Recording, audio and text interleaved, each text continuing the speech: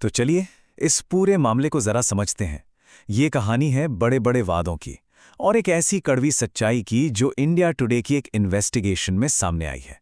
एक सपना था कि भारत में हवाई यात्रा की पूरी तस्वीर ही बदल दी जाएगी, लेकिन लगता है वो सपना अब जमीन पर आ चुका है।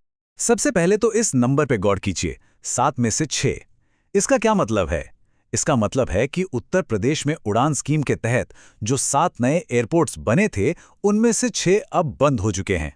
हाँ, सही सुना, 6 एयरपोर्ट्स पर ताला लग चुका है। ये आंकड़ा ही आप देखिए पूरी कहानी बयां कर देता है। अब सवाल ये उठता है कि ये जानकारी आई कहां से? तो देखिए, ये कोई सुनी सुनाई बात नहीं है। ये सब कुछ एयरपोर्ट्स अथॉरिटी ऑफ इंडिया में फाइल की गई एक आरटीआई के जवाब में सामने आया है।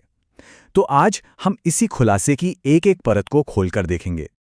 आखिर इन हवाई अड्डों के पीछे वो बड़ा सपना क्या था? चलिए एक नजर डालते हैं कि उड़ान योजना का वादा असल में था क्या।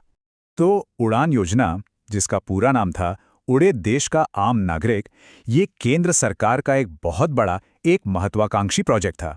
मकसद बिल्कुल सीधा सा था, छोटे छोटे शहरों को हवाई रास्ते से जोड़ना और सफर को इतना किफायती बनाना कि एक आम आदमी भी हवाई जहाज में बैठ सके। और जब ये योजना उत्तर प्रदेश में आई तो वादे भी उतने ही बड़े थे।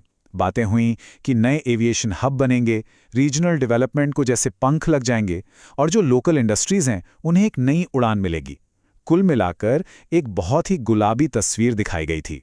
तो अब जरा एक एक करके उन एयरपोर्ट्स की फाइल्स खोलते हैं जो बड़े शोर शराबे के साथ शुरू तो हुए, लेकिन अब धूल भाग रहे हैं। इस लिस्ट को जरा ध्यान से देखिए। अयोध्या को अगर छोड़ दें तो बाकी आजमगढ़, अलीगढ़, मुरादाबाद, कुशीनगर, चित्रकूट, इन सब पर कमर्शियल उड़ानों के लिए ताला लग चुका है। करोड़ों रुपए पानी में बह गए और अब इन हवाई अड्डों पर सिर्फ सन्नाटा है। चलिए शुरुआत करते हैं कुशीनगर इंटरनेशनल एयरपोर्ट से। इसे बनाने के पीछे एक बहुत बड़ा मकसद था, बौद्ध तीर्थयात्रियों को दुनिया से जोड़ना।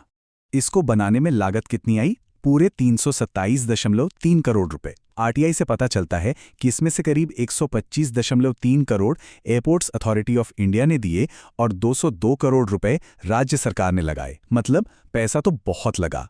लेकिन इस प्रोजेक्ट की उम्र देखिए, 2022 में बौद्ध सर्किट को जोड़ने के नाम पर इसकी शुरुआत हुई और नवंबर 2023 आते आते यहां से उड़ानें ही बंद हो गईं। एक इंटरनेशनल एयरपोर्ट का इतनी जल्दी ठप हो जाना यह अपने आप में कई गंभीर सवाल खड़े करता है। और इसका असर किस पे पड़ा? सीधा आम लोगों पर। ये जो बयान है ये साफ दिखाता है कि एयरपोर्ट बंद होने से जिन तीर्थयात्रियों के लिए इसे बनाया गया था, आज वही यहां तक नहीं पहुंच पा रहे हैं। मतलब सपना पूरी तरह से बिखर गया। अच्छा, अब जरा आजमगढ़ और अलीगढ़ के केस देखते हैं। यहां भी कहानी कुछ वैसी ही है, एक ही पैटर्न, बस वजह थोड़ी अलग बता दी गई। यहां जो बात गौर करने वाली है वो है बंद होने के कारण। आजमगढ़ के लिए कहा गया है कि भाई टेक्निकल दिक्कतें हैं, विजिबिलिटी कम है। वहीं अलीगढ़ के लिए बहाना बनाया गया है कि बड़ी एयरलाइंस आ ही नहीं रही हैं। देखिए, वजहें चाहे जो भी हों, नतीजा तो एक ही है, एयरपोर्ट बंद पड़ा है। अब आते हैं मुरादाबाद पर। वहां का जो मशहूर पीतल उद्योग है, उसके लिए तो ये एयरपोर्ट एक बहुत बड़ी उम्मीद बनकर आया था। इसको गेम चेंजर की तरह प्रमोट किया गया था। लेकिन जानते हैं यहां से रेगुलर फ्लाइट्स कितने दिन चलीं? बस कुछ महीने। वहां के व्यापारी आज भी उस कनेक्टिविटी का इंतजार कर रहे हैं जिसका वादा तो किया गया था, पर जो कभी जमीन पर उतरी ही नहीं। तो चलिए अब इन अलग अलग केस से हटकर एक पूरी तस्वीर देखते हैं और समझने की कोशिश करते हैं कि इस योजना के वादों और जमीनी हकीकत में आखिर कितना बड़ा फासला है। ये स्लाइड एक तरह से पूरी कहानी का निचोड़ है। एक तरफ थे एविएशन हब बनाने के बड़े बड़े वादे और दूसरी तरफ हकीकत यह है कि ये एयरपोर्ट्स अब शोपीस बनकर रह गए हैं। बड़े बड़े उद्घाटन हुए और फिर अचानक सब बंद। और आखिर में इस पूरी पड़ताल से जो सबसे बड़े और सबसे चुभने वाले सवाल उठते हैं, अब उन पर आते हैं। ये सवाल सीधा सोर्स रिपोर्ट से है। जब सैकड़ों करोड़ों रुपए खर्च हो जाते हैं, इतने बड़े बड़े दावे किए जाते हैं और नतीजा आपके सामने है, सिफर, तो ये सवाल उठना तो लाजमी है कि क्या ये जनता के पैसे की बर्बादी नहीं है? और अंत में ये एक सवाल हमें सोचने पर मजबूर करता है, क्या उड़ान योजना पूरी तरह से फेल हो चुकी है, जमीन पर आ चुकी है, या फिर यह सिर्फ एक टेम्पररी झटका है जिससे शायद उभरा जा सकता है?